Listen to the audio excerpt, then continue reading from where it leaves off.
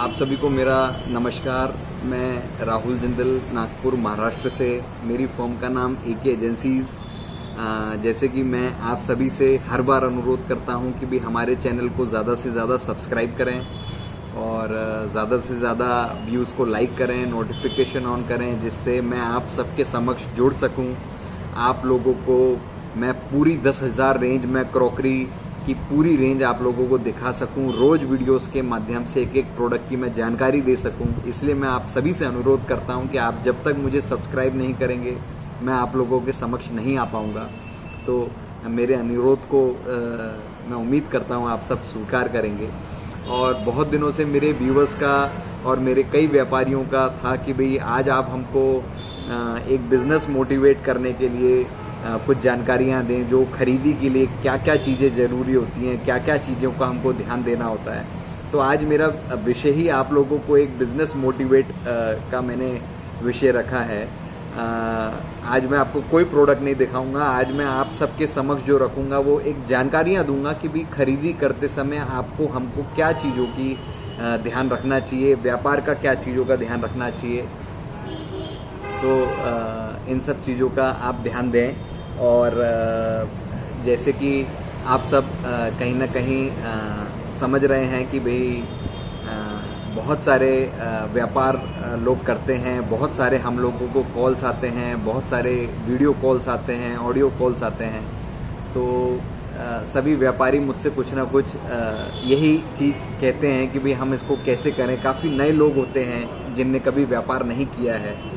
तो आज मैं आप सबके चीज़ें 3-4 चीज़ें मैं आप लोगों के ध्यान में ला रहा हूँ। उस चीज़ को ध्यान रखिएगा कि जैसे सबसे पहले ये होता है कि भी व्यापारी हमसे फ़ोन करके ये पूछता है कि सर हम माल लेना चाहते हैं और क्रॉकरी की रेंज रखना चाहते हैं, हम इस लाइन में नए हैं, हम कैसे करें, क्या करें।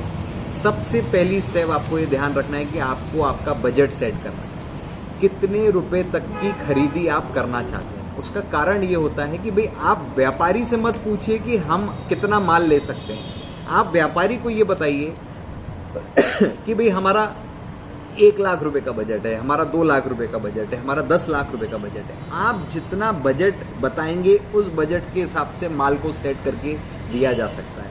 इससे क्या होगा भी, कहीं ना कहीं आपको हिम्मत बनेगी। दूसरा ये होता है कि भाई कहीं ना कहीं आपकी कैपिटल नहीं फंसेगी।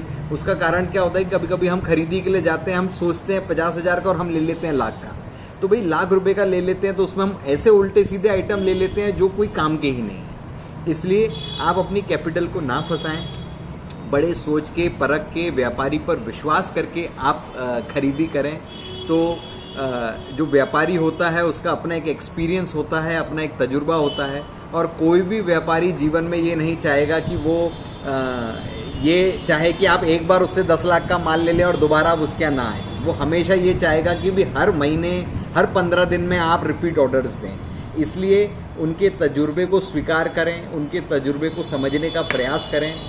तो सबसे पहला स्टेप आपको यही करना है कि भाई आप अपना बजट सेट करें कि भाई इतने रुपए की आप खरीदी करना चाहते हैं। दूसरा स्टेप कि भाई व्यापारी के तजुर्बे को समझें। व्यापारी के तजुर्बे से कई अनेक लाभ आप लोग उठा सकते हैं। तीसरा स्टेप आपको हमेशा ये ध्यान रखना है कि भाई बहुत सारे व्यापारी हम देखते हैं कि भाई 1 लाख रुपए का अगर हमारा बजट है तो भाई आप हमको 100, 200, 500 आइटम दे दो। ऐसा नहीं करना है। 100, 200, 500 आइटम रखने से कहीं ना कहीं आपकी कैपिटल फंसती है। उसका कारण ये होता है कि भाई जब आप 100 आइटम रखते हैं तो आपके जो ग्राहक होते हैं उनकी एक्सपेक्टेशन बहुत बढ़ जाती है। और फिर उसके बाद क्या होता है कि भाई आप उस चीज़ का स्टॉक मेंटेन नहीं कर पाते। 100 में से समझ लीजिए अगर 10 आइटम बिक गए तो 90 आइटम का आप क्या करेंगे। तो कहीं ना कहीं हम डीमोटिवेट होते हैं। इसलिए आपको व्यापारी से ये पूछना है कि भाई क्या रनिंग आइटम चलते हैं, कौन कौन से राज्य में रनिंग आइटम चलते हैं। जैसे हम काम करते हैं तो हमें पता है कि हर राज्य का अपना एक रनिंग आइटम होता है। उस रनिंग आइटम से हमको काम की शुरुआत करना चाहिए, क्योंकि काम हमारे पास जब रनिंग आइटम के माध्यम से आएगा, ग्राहक हमारे पास रनिंग आइटम के माध्यम से आएंगे, उसके बाद हम लोग धीरे धीरे रोलिंग को स्टार्ट कर पाएंगे, हम एक अच्छी रोलिंग दे पाएंगे। इसलिए आपको ये ध्यान रखना है कि भाई रनिंग आइटम कौन से हैं उसका स्टॉक मेंटेन करिए। लाख रुपए का माल ले रहे हैं, 10 लाख का माल ले रहे हैं, 25 आइटम रखिए, 50 आइटम रखिए, लेकिन उसका स्टॉक मेंटेन करके चलिए। स्टॉक ऐसा नहीं कि 2-2 पीस 3-3 पीस ले लें, उससे आपको कोई लाभ नहीं मिलने वाला है। तो उसको कहीं ना कहीं आप आपका आगे चल के स्टॉक फंसने ही वाला है। इसलिए आपको इन चीज़ों का ध्यान रखना है कि आप स्टॉक रखें, स्टॉक रखकर खरीदी करें, रेंज कम रखें, बहुत ज़्यादा नहीं रखें।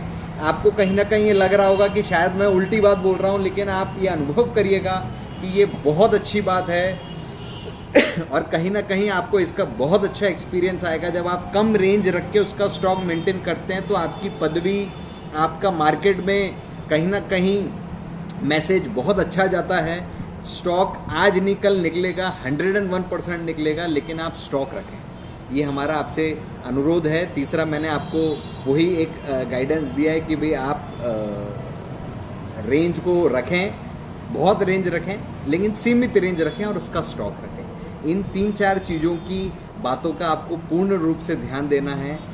आप खरीदी करते समय अगर ये 3-4 बातों का ध्यान देंगे तो मैं समझता हूँ बहुत अच्छा सेल आप कहीं ना कहीं पाएंगे। और आपको आपकी रिटेल सेल पर वर्क करना है। आप अपनी ओर से देखें कि कैसे रिटेलिंग सेल को बढ़ाया जा सकता है, उस पर वर्किंग करिए। बहुत अच्छा रिस्पॉन्स आपको मिलेगा। आगे आने वाले वक्त में त्यौहार ही त्यौहार लगे हुए हैं, बहुत सारे त्यौहार आ रहे हैं। जल्द से जल्द आप अपनी उस चीज़ की खरीदी करें, उसका स्टॉक मेंटेन करें and be ready for a good business. तो मुझे पूरी उम्मीद है कि आपको बहुत अच्छा रिस्पॉन्स आगे आने वाले वक्त में मिलेगा। बहुत सारे ग्राहक ऐसे होते हैं कि भाई आपके यहाँ ये नहीं है क्या, वो नहीं है क्या। आप इस पर वर्क मत करिए। आप आजू वाले को मत देखो, बाजू वाले को मत देखो। आपके पास क्या माल है और आपके पास क्या स्टॉक है, आपको उस पर काम करना है। और आपकी कला उसी में है कि आपके पास जो रखा हुआ है आप उसको कैसे बेच सकते हैं। आपको इस पर वर्किंग करना है। कंपटीशन खुद से करिए, आजू बाजू वाले से करके या अन्य किसी से कर कोई लाभ नहीं मिलने वाला है। हम कहीं ना कहीं नुकसान की ओर जाएंगे। इसलिए हमको हमारे साथ, स्वयं के साथ कंपटीशन करना है। इन चीज़ों का आप पूर्ण रूप से ध्यान रखें। Thank you so much. और मेरा व्हाट्सएप नंबर मेरे डिस्क्रिप्शन में दिया है, तो आप मुझे कांटेक्ट करिएगा। और मैं उम्मीद करूंगा आप मुझे ज़्यादा से ज़्यादा सब्सक्राइब करेंगे। जल्द मिलेंगे नेक्स्ट वीडियो के साथ।